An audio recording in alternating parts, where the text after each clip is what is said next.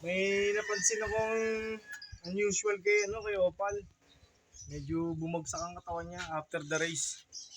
After ng atimonong race natin, namayat po yung ibon natin na si Opal.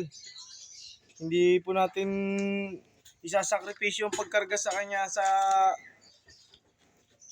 Calawag, Quezon. Pagkaganto pa ang kondisyon niya.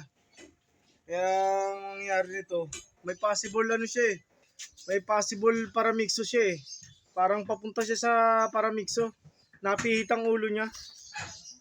Bawang yan. Bawang. Mamitutan. Baka meron tayong bawang dyan. Kailangan natin to. Tindahan. Kaya nabaliktad ang ulo niya oh. Pansinin nyo. Bumabaliktad ang ulo niya. Yan ang deadly. Talagang critical na condition to sa ibon natin. Pumipilipit na ulo niya. Paramixo tawag dito. Delikado to. I-separate na natin siya sa the usual na kasama niya mga delikado to, delikado condition para kay Galing ka na sa ano, hindi ka pa bumili ng bawang.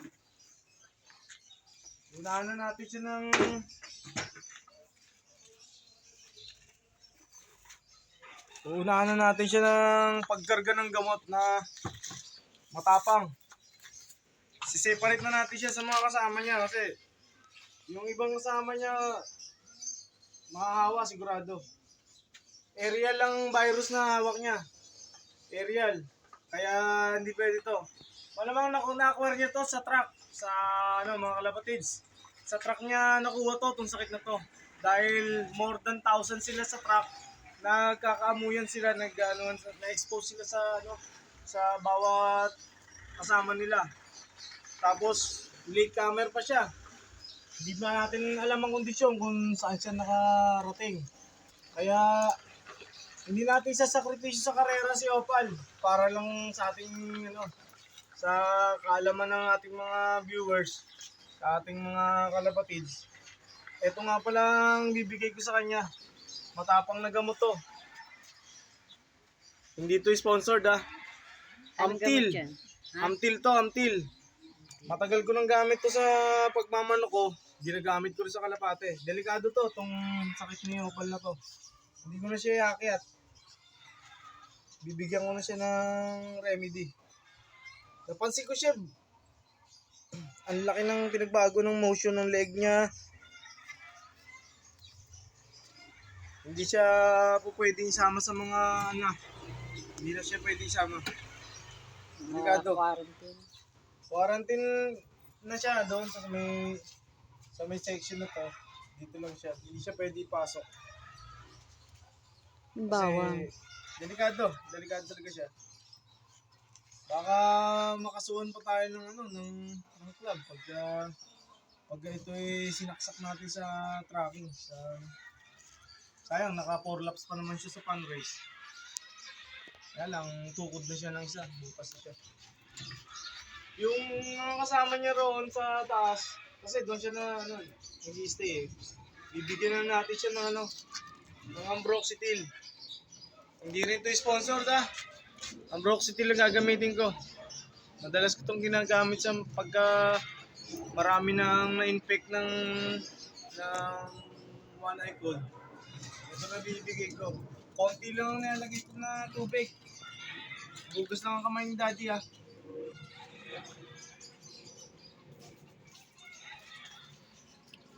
Kasi nakahawak ako sa bibig niya.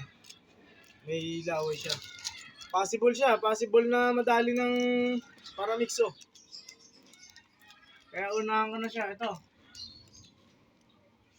na magiging tubig niya. Ambroxetil.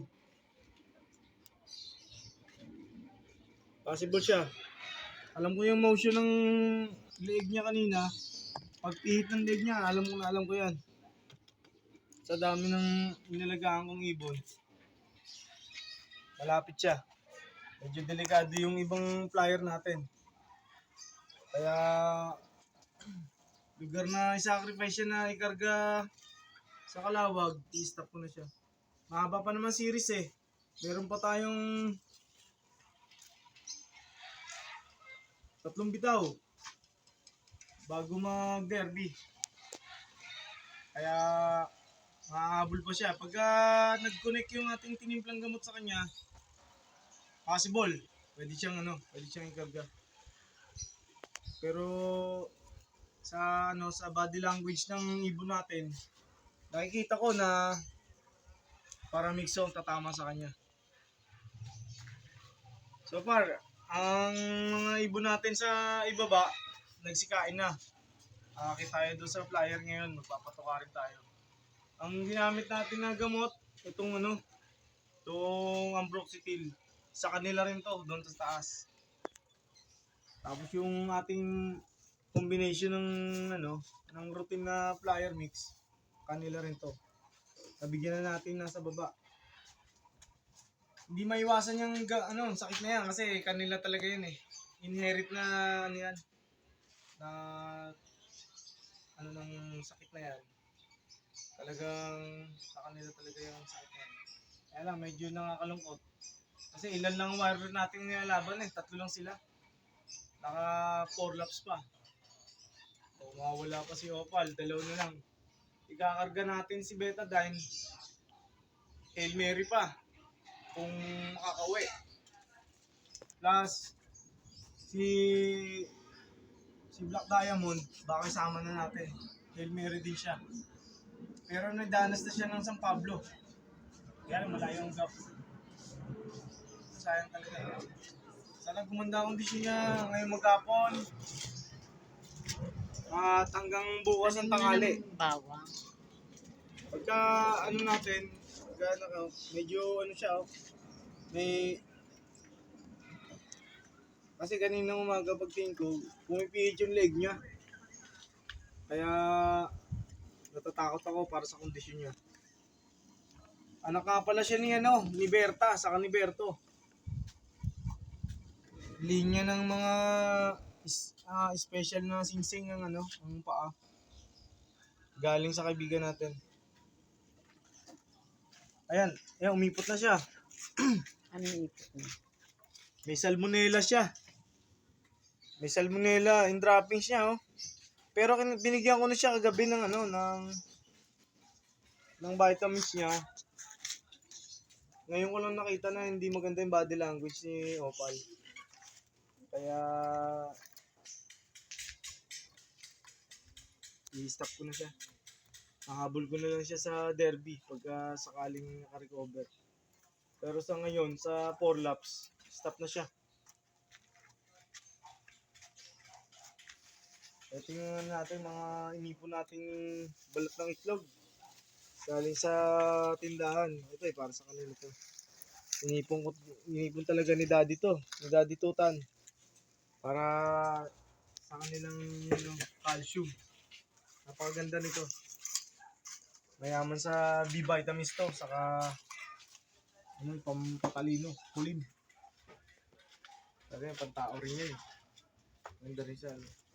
Siyempre, nalulung tayo na may-stop sa laro.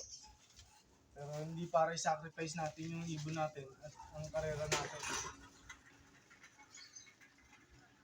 So far, mag-aas-kaso tayo ng i-separate siya mamaya. Tapos, nakita na natin yung binagsak niya na droppings eh. Talagang delikado yung droppings yan. Nakuha niya siguro yan sa pinuntahan niya after the race ng ating mga. Sana hindi matuloy yung naiisip natin na body language ni Yung bawang. mamaya ibibigyan natin siya. Mamaya konti. Tapos yung iba na namumula pa mata, meron pa tayong nakita. Ito, ni Yusef, hindi rin to sponsored Ni Yusef yan, nakabili na naman tayo isang banig. Ito effective talaga to sa akin. Ewan ko sana makatulong sa ating mga kalapatids. Kung sana ma-acquire nila na masubukan nila. So, bubukas na rin kasi tayo ng tindahan kaya medyo rush na rin tayo. Rush na rin ang paggagawa natin ng sira yung daanan natin Okay. Ano package ka? Dito. Sa natin. Okay na yung baba. Okay. Okay. Simulan ko nang umakyat. Cut muna tayo sa video natin, mga kalapatids, kasi ayusin ko yung hagdanan. Baka mahulog ng mami tutan nyo pag akyat magsunod sa akin. Mahulog ka na naman. Andito, dyan ako na-aksidente. Waiting na siya rito, waiting na sila. Natin mga supplements natin, andito lahat. Para sa kaalaman ng mga kalapatid. Sana makatulong yung mga naipayo ko sa inyo, mga regarding sa mga gamot na pwede natin i-supply sa kanila. Salamat po. Sana, kung sakaling inabot nyo itong video na to, mag-comment na lang po kayo sa ilalim sa comment section para iligay nyo yung area nyo para mapasalamatan ko kayo ng personal. Maraming salamat po. Mabuhay tayong malaya. God bless you all. Salamat po.